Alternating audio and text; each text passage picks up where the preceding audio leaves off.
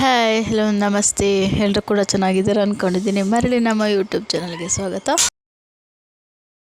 ನಾಳೆ ಸಂಕ್ರಾಂತಿ ಹಬ್ಬ ಇದ್ದಿದ್ದ ಕಾರಣ ಇವತ್ತು ದಿನಸಿ ಅಂಗಡಿಗೆ ಹೊರಟಿದ್ವಿ. ಹೋಗ್ತಾ ದಾರಿಯಲ್ಲಿ ಬೆಡ್ಶೀಟ್ ಕಾಣಿಸಿದ್ದು. ನಮ್ಮಮ್ಮ ಬೆಡ್ಶೀಟ್ ನೋಡ್ತಾ ನಿಂತ್ಕೊಂಡ್ಬಿಟ್ರು. ಮನೇಲಿದ್ದರೂ ಕೂಡ ನಮ್ಮಮ್ಮ ಮತ್ತೆ ತೊಗೊಳೋದು ಬಿಡಲ್ಲ.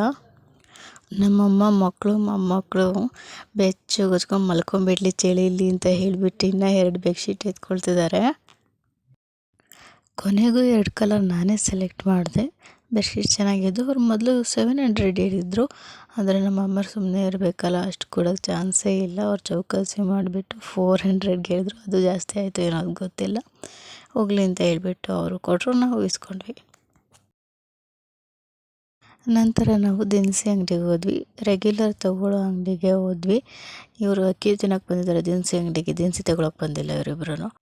ದಿನಸಿ ಸಾಮಾನೆಲ್ಲ ತೊಗೊಂಡಿದ್ದಾಯಿತು. ನಮ್ಮನೆ ಸಣ್ಣ ಮನುಷ್ಯರು ಏನು ಮಾಡ್ತಿದ್ದಾರೆ ನೋಡಿ, ತಿಂದಿದ್ದಲ್ಲದೆ ಕವರ್ ಬೇರೆ ಹಾಕ್ಕೊಂಡು ಬರ್ತಿದ್ದಾರೆ ಅಕ್ಕಿನ. ಅದೇನೋ ಹೇಳ್ತಾರಲ್ಲ ಕೊಂಡು ಹೋದ ಅಂತ, ಇದನ್ನು ಇವ್ರು ನೋಡೇ ಹೇಳಿರಬೇಕು. ನಂತರ ಮನೆಗೆ ಬಂದು ದಿನಸಿ ಸಾಮಾನೆಲ್ಲ ತೆಗೆದಿಟ್ಬಿಟ್ಟು ಸ್ಟ್ರಾಂಗಾಗಿ 1 ಲೋಟ ಕಾಫಿ ಕುಡಿದು. ಯಾರಿಗೆಲ್ಲ ಕಾಫಿ ಅಭ್ಯಾಸ ಇದೆ?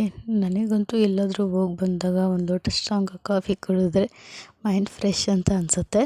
ಅಮ್ಮ ಇದ್ರ ಮೆಂತ್ಯ ಜಾಸ್ತಿ ಹಾಕಿದ್ರು ದೋಸೆ ತಿಂದ್ಬಿಟ್ಟು ಅದಾದ ನಂತರ ನಾವು ಮತ್ತೆ ಸಂಜೆ ಟೈಮ್ ಮಾರ್ಕೆಟ್ ಕಡೆ ಬಂದ್ವಿ. ನಾಳೆ ಸಂಕ್ರಾಂತಿ ಆಗಿದ್ದರಿಂದ ಎಲ್ಲಿ ನೋಡಿದ್ರು ಗೆಣಸು, ಅವರೆಕಾಯಿ, ಕಬ್ಬು ಇದೇ ಕಾಣಿಸ್ತಾ ಇತ್ತು.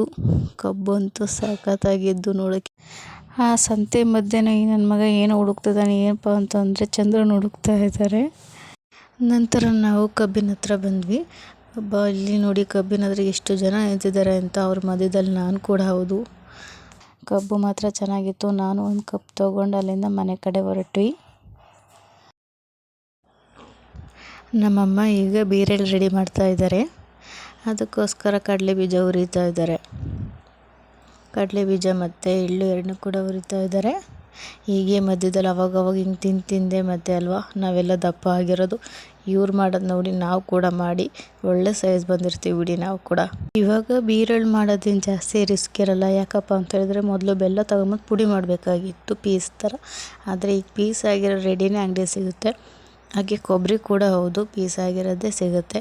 ಹಾಗಾಗಿ ಜಾಸ್ತಿ ರಿಸ್ಕ್ ಇಲ್ಲ. ಎಳ್ಳು ಮತ್ತು ಕಡಲೆ ಬೀಜ 2 ಹುರ್ಕೊಂಬಿಟ್ಟು ಅದರೊಳಗಡೆ ಬೆಲ್ಲ ಕೊಬ್ಬರಿ ಎಲ್ಲ ಮಿಕ್ಸ್ ಮಾಡಿಬಿಟ್ಟು ಬೀರಳು ರೆಡಿ. ಹಾಗೆ ನಮ್ಮಮ್ಮನೂ ಕೂಡ ಮಾಡಿಬಿಟ್ರು. ನಮ್ಮ ಮನೆಯಲ್ಲೇನೋ ಬೀರಳು ರೆಡಿ, ನಿಮ್ಮ ಮನೇಲೆಲ್ಲ ರೆಡಿನಾ? ಮುಂದಿನ ವಿಡಿಯೋದೊಂದಿಗೆ ಸಿಗೋಣ. ಎಲ್ರಿಗೂ ಕೂಡ ಬಾಯ್.